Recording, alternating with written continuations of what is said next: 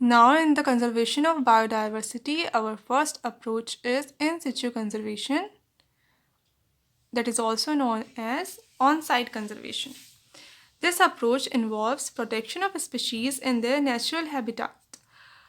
अब अगर किसी स्पीशीज़ का कंजर्वेशन अपन करेंगे, इसको प्रोटेक्ट करके रखेंगे जहाँ वो रह रही है नेचुरली, उसी जगह पर, उसकी उसी हैबिटेट में, तब उसको क्या कहेंगे? इन सिचु कंजर्वेशन या फिर ऑन साइट कंजर्वेशन। तो इसके लिए मेथड्स होते हैं, क्या क्या कर सकते हैं अपन। एक तो है बायोडाइवर्सिटी हॉटस्पॉट्स। कुछ ऐसे रीजन्स होते हैं जिनको अपन क्या लेबल कर दें कि ये है बायोडाइवर्सिटी हॉटस्पॉट, और उसको फिर प्रोटेक्ट करके रखें, तो ये कर सकते हैं। अब कैसे रीजन्स को अपन हॉटस्पॉट लेबल करेंगे, क्या उसमें होना चाहिए?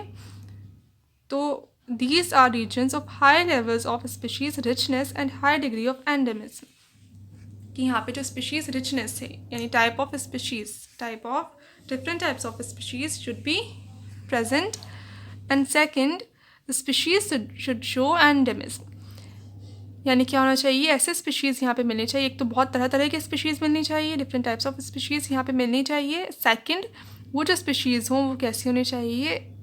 एंडेमिक होनी चाहिए, यानी वो पर्टिकुलर उसी रीजन में रहने के लिए अडेप्टेड होने चाहिए। वो ऐसी स्पीशीज़ होनी चाहिए जो सिर्फ उसी जगह पर मिल रही हैं, उसी रीजन में मिल रही हैं, और कहीं वो नहीं मिलती। तो एंडेमिक स्पीशीज़ ऐसी स्पीशीज़ होती हैं जो एक पर्टिकुलर रीजन में ही मिलती हैं, उसके अलावा वो दूसरे अदर रीजन में नहीं मिलती। इसलिए फिर और ज़रूरी हो जाता है इनका कंजर्वेशन, क्योंकि अगर ये यहाँ से इन रीजन्स का कंजर्वेशन ज़रूरी हो गया, क्योंकि अगर यहाँ से वो स्पीशीज़ अगर एक्सटिंक्ट हो गई, यहाँ से वो डिसअपियर हो गई, तो वो फिर कहीं और नहीं मिलेगी। Endemic species are species confined only to a limited region. अब ऐसे स्पीशीज़ जो किसी एक पर्टिकुलर लिमिटेड रीजन तक ही कन्फाइंड हो, वहीं पर वो मिले, उसके अलावा नहीं मिले, तो उन स्पीशीज़ को कहेंगे endemic species. There are 34 hotspots in the world. कितने हॉटस्पॉट्स प्रेजेंट हैं वर्ल्ड वाइड? 34 हॉटस्पॉट्स प्रेजेंट हैं। इनमें से 3 हैं इंडिया में। कौन कौन से? Western Ghats and Sri Lanka, Indo Burma and Himalaya, ये 3 हैं हॉटस्पॉट्स इंडिया के। These reduce mass extinction by 30%। अब इनको हॉटस्पॉट लेबल कर दिया अपन ने और इनको प्रोटेक्ट करके रख रहे हैं। इसकी वजह से जो मास एक्सटिंक्शन है वो कितना परसेंट रिड्यूस हुआ है? 30%, यानी अब उतना ज़्यादा एक्सटिंक्शन नहीं हो रहा, कम हो गया। Now second is protected areas. तो ऐसे एरियाज़ होते हैं, स्पेशल एरियाज़ फॉर्म कर देते हैं जिनको फिर प्रोटेक्ट करके रखते हैं, उनको कहते हैं प्रोटेक्टेड एरियाज़। कौन कौन से हैं ये? इंडिया हैज़ 14 बायोस्फीयर रिजर्व्स, यानी जो बायोस्फीयर रिजर्व्स होते हैं या नेशनल पार्क्स हैं या वाइल्ड लाइफ सेंचुरीज़ हैं, ये सारे क्या हैं? प्रोटेक्टेड एरियाज़ हैं। तो इंडिया में 14 तो बायोस्फीयर रिजर्व्स हैं, 90 नेशनल पार्क्स हैं, 448 वाइल्ड लाइफ सेंचुरीज़ हैं। Jim Corbett national park was the first to be established in India. इनमें से सबसे पहले जो इस्टेब्लिश हुआ नेशनल पार्क वो कौन सा है? Gym Corbett national park. Ramsar sites. अब रामसर साइट्स वेटलैंड्स होते हैं जिनको कंसिडर करते हैं कि ये इंटरनेशनल इंपॉर्टेंस के हैं, यानी बहुत ज़्यादा इंपॉर्टेंस है, बायोडाइवर्सिटी वहाँ की बहुत ज़्यादा है और अदर वेज से भी वो इम्पॉर्टेंट है इंटरनेशनली। तो उन वेटलैंड्स को कहते हैं रामसर साइट्स। वेटलैंड्स क्या? ऐसे लैंड्स जो फ्लडेड वाटर से घिरे हुए रहते हैं, जिस पर रहता है फ्लडेड वाटर। अब रामसर कन्वेंशन हुआ था। Ramsar convention is an international treaty for the conservation and sustainable utilization of wetlands. Ramsar convention हुआ जिसके जो क्या था? ट्रीटी थी, एक सबने ट्रीटी पर साइन किया। उन्होंने वो ट्रीटी किसके लिए थी? इन रामसर साइट्स के कंजर्वेशन के लिए, कि हाँ हम इनको लेबल कर देंगे कि ये जो साइट्स हैं ये रामसर साइट्स हैं, ये वेटलैंड्स क्या हैं? रामसर साइट्स हैं। फिर इनका अपन कंजर्वेशन करेंगे और उसका सस्टेनेबल यूज़ करेंगे, बहुत ज़्यादा यूज़ नहीं करेंगे, उसका ऐसे यूज़ करेंगे कि वो सस्टेनेबल हो। There are 26 Ramsar sites in India. India में 26 रामसर साइट्स हैं। अब कौन कौन सी हैं? Ashtamudi wetland, Sambhar lake, Rudra Sagar lake, Chilka lake, Bhitarkanika wetland etcetera, ये सारे क्या हैं? रामसर साइट्स हैं। ना सेक्रेड ग्रोव्स। अब ग्रोव्स क्या होते हैं? फॉरेस्ट पैचेस होते हैं ग्रुप ऑफ ट्रीज़ होता है बहुत बड़ा, जब पूरा जंगल ना हो, बहुत बड़ा फॉरेस्ट ना हो, सिर्फ फॉरेस्ट पैच हो, तब उसको क्या कहेंगे? ग्रोव। तो बहुत सारी ऐसे ग्रोव्स होते हैं, ऐसे पैचेस होते हैं, फॉरेस्ट पैचेस, जिनको वर्शिप के लिए अलग कर देते हैं। वहाँ पे सिर्फ क्या होगा? वर्शिप ही की जाएगी, और अदर वहाँ पे कोई भी हंटिंग या अदर कोई भी एक्टिविटीज़ नहीं होंगी, इसलिए इनको क्या कहते हैं? फिर सेक्रेड ग्रोव्स कहते हैं। तो यहाँ पे जो वाइल्ड लाइफ है वो प्रोटेक्टेड होकर रहती है फिर बाय ट्राइबल पीपल। वहाँ के जो ट्राइबल पीपल हैं वो वहाँ की वाइल्ड लाइफ को प्रोटेक्ट करके रखते हैं, किसी को भी ट्रीज़ नहीं कट करने देते या हंटिंग नहीं करने देते। तो इसकी वजह से भी वहाँ की जो बायोडाइवर्सिटी है वो बची हुई रह जाती है। Large number of rare and threaten plants can be found in these region. और यहाँ पे बहुत सारे रेयर और थ्रेटन प्लांट्स मिल जाते हैं इजीली, क्योंकि वो कंजर्व्ड होके रहते हैं वहाँ पर, और जगह पे वो वहाँ से डिसअपेयर हो चुके हैं। अब इंडिया में ऐसे सेक्रेड ग्रुप्स कौन कौन से हैं? Khasi and Jaintia hills in Meghalaya, western Ghat regions of Karnataka and Maharashtra, Aravalli hills of Rajasthan, Surguja, Chanda and Bastar area of Madhya Pradesh. ये सारे जो भी एरियाज़ हैं ये क्या है? सेक्रेड ग्रोव्स हैं।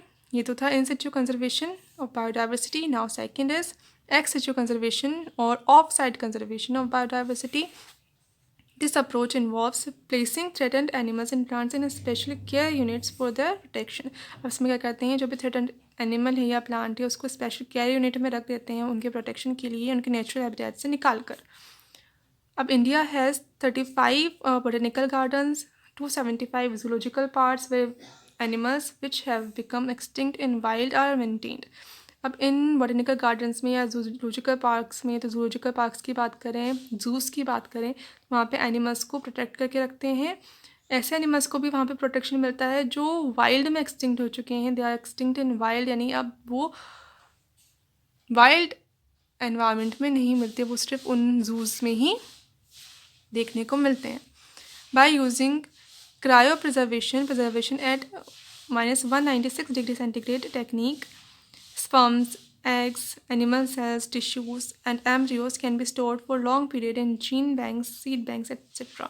अब स्पेशल बैंक्स बना देते हैं, जीन बैंक्स बना देते हैं, सीड बैंक्स बना देते हैं, जहाँ पे जीन्स का, सीड्स का स्टोरेज होता है। तो वहाँ पे क्रायो प्रिजर्वेशन टेक्निक में क्या होता है? कोई भी सैम्पल है उसको प्रिजर्व करके रखते हैं -196 डिग्री सेंटीग्रेड पर, जिसकी वजह से वो ख़राब नहीं होते, फिर लंबे टाइम तक ऐसे ही बने रहते हैं।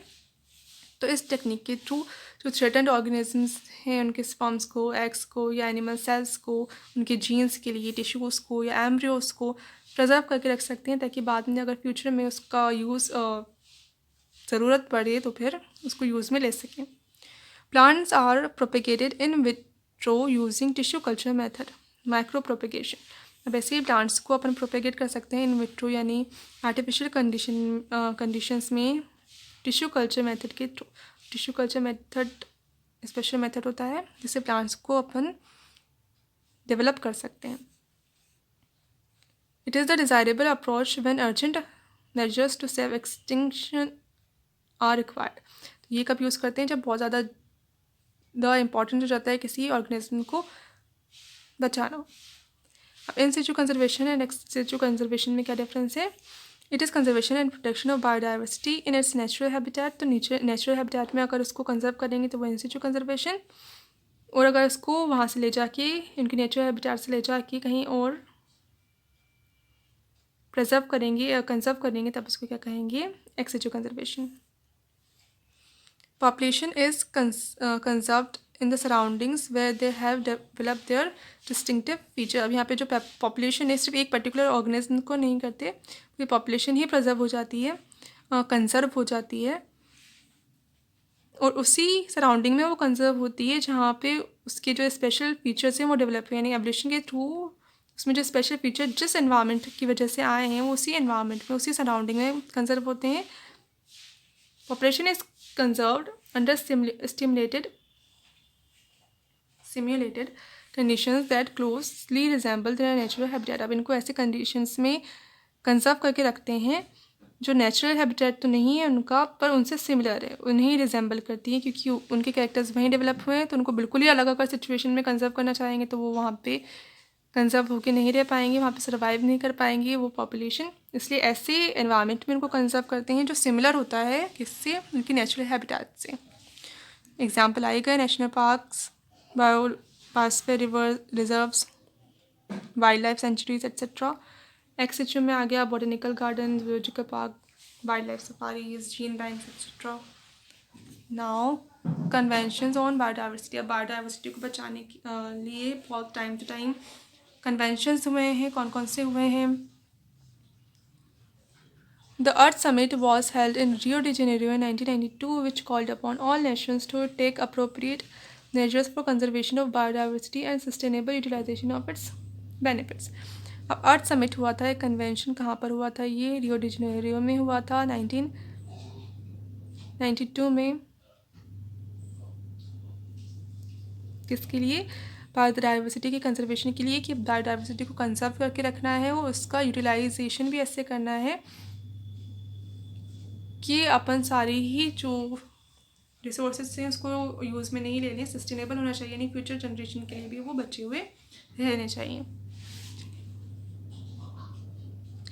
The World Summit on Sustainable Development was held in Johannesburg, South Africa in 2002। तो ये जो कन्वेंशन हुआ था अर्थ समिट, वर्ल्ड समिट, ये कब कहाँ पर हुआ था? जोहान्सबर्ग में हुआ था, साउथ अफ्रीका में 2002 में।